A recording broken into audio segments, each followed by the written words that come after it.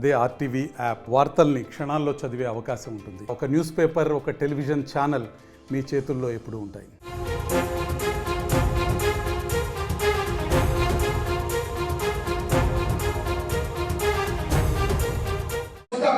ఈ ప్రభుత్వాన్ని సహకరిద్దాం. కానీ వాళ్ళు చేయకుండా దాటేసే ప్రయత్నం చేస్తే సమయం సందర్భం వచ్చినప్పుడు ఎన్నికలు మళ్ళీ ఎప్పుడు వచ్చినా 100 సీట్లతో మనల్ని గెలిపిస్తారు ప్రజలు. 100 సీట్లతో.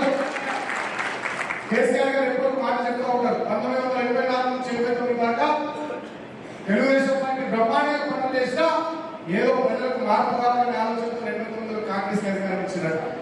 89 నుంచి 94 వరకు వాళ్ళ అధికారం చూసి ప్రజల కాలం కక్కచ్చి 94లో వీళ్ళు ఇళ్లలో కూర్చుంటే తెలుగుదేశం వాళ్ళు వీళ్ళని బయట పట్టుకొచ్చి వేల మెజారిటీతో గెలిపించి ప్రభుత్వాన్ని వాళ్ళకి అప్పచెప్పారు. అంటే ఇప్పుడు కూడా 2 నెలల్లో ప్రజలకు కట్టొస్తుంది తెలంగాణలో.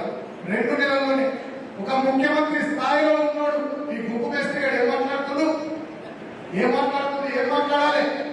సరే నీ కాలం కలిసి వచ్చి నీ అదృష్టమో మా తెలంగాణ ప్రజల దురదృష్టమో నువ్వు ముఖ్యమంత్రి కుర్చీలో కూర్చున్నావు. గతంలో నువ్వు ఇవాళ నువ్వు కూర్చున్న స్థాయి, నీ పదవిని బట్టి, దానికి ఉన్నటువంటి విలువను బట్టి పద్ధతిగా మాట్లాడాలి. ఉద్యమ నాయకులు ప్రాణాన్ని పరంగా పెట్టి తెలంగాణ తెచ్చిన నాయకులు, 10 సంవత్సరాలు తెచ్చిన తెలంగాణను బ్రహ్మాండంగా అభివృద్ధి చేసిన నాయకుడు కేసీఆర్ గారిని పట్టుకొని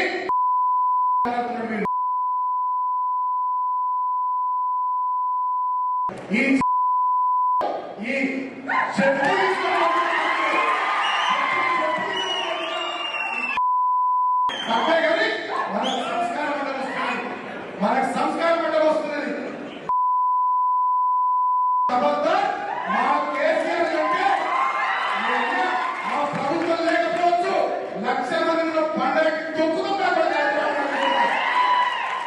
చేయడానికి కాదు. 10 ఏళ్ళ అధికారంలో ఉన్నాం. మేము అనుకుంటే నువ్వు ఉంటున్నారా? నీ కాంగ్రెస్ ఉందా, నీ లీడర్ ఉందా, మీరు ఉందా?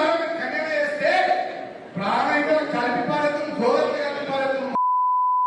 కానీ మేము ఆ కక్ష సాధింపు కోరికలు పోలే. మేము అభివృద్ధి చేయాలి, ప్రజలకు పని చేయాలి, కష్టపడాలి, పోరాడి తెచ్చుకున్న తెలంగాణ ప్రజల ఆకాంక్షలు నిలబెట్టాలి, దళితుల జీవితాలు వెలుగు రావాలి, రైతుల ముఖం మీద చిరునవ్వు రావాలి, కృష్ణా గోదావరి కలగలలు తెలంగాణ బీడుభూమిలో మళ్ళాలే ఆలోచనతో మేము పనిచేసుకుంటాం. ఆ పిల్లల కక్ష సాధింపు పోలే. మేమే కక్ష సాధింపు పోతే ఆ యూట్యూబర్ మల్లిగాడు ఉన్నా, ఈ రేవంత్ గారు ఉన్నా, ఇంకా కొంతమంది పోరాటం చేసిన వాళ్ళం. కిరణ్ కుమార్ రెడ్డి, రాజశేఖర్ రెడ్డి, చంద్రబాబు నాయుడు లాంటి తక్కువ నిలబడ్డవాళ్ళం. మేము అధికారంలో ఉన్నప్పుడు మేము అనుకుంటే మీరు ఎక్కడా వదిలేస్తాం, క్షమించి వదిలేస్తాం, బతుకుని బిడ్డను వదిలేస్తాం. ప్రజాస్వామ్య స్ఫూర్తితో పద్ధతిగా పరిపాలన చేసుకుంటూ పోయినాం. కానీ వాళ్ళు మీరు అధికారంలోకి వచ్చి 2 నెలలు కాలేదు, ఒళ్ళు కొవ్వెక్కి ఒక్కొక్కరు ఎట్లా మాట్లాడుతున్నారు. నువ్వు ముఖ్యమంత్రిని పట్టుకో, నువ్వు ముఖ్యమంత్రి స్థాయిలో ఉంది, తెలంగాణ తొలి ముఖ్యమంత్రిని పట్టుకో, నువ్వు ఇష్టం వచ్చినట్టు మాట్లాడుకో.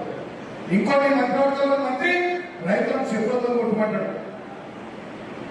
ఇంకొక మంత్రి ఆటో డ్రైవర్ తిన్నాడు, అదే ఆత్మహత్యలు చేసుకున్నాడని ఇంకో మంత్రి మాట్లాడతాడు. రైతు బంధు డబ్బులు మనకు 7,700 కోట్లు మన ప్రభుత్వం దిగిపోయేటప్పుడు ఖజానాలో పెట్టిపోతే ఆ రైతు బంధు పైసలకి ఈ Raghava constructions, revenue minister Srinivas Reddy కంపెనీలకు కొని, ఇతర కాంట్రాక్ట్ సంస్థల కంపెనీలకు కలుపుకొని రైతులను మట్టి కొట్టి మీరు ఇచ్చిన 6 గ్యారెంటీలో ఒక గ్యారెంటీ కూడా అమలు చేయకుండా నోటిఫికేషన్ ఇస్తామన్నారు. గ్రూప్ 1 ఫిబ్రవరిలో నోటిఫికేషన్ ఇవ్వలేదు.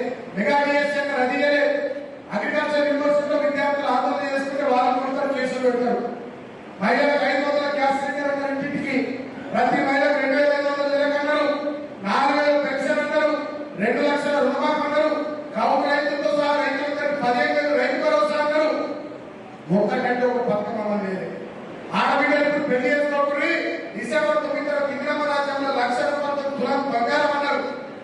వాళ్ళకు 1 రూపాయి ఇస్తలేదు.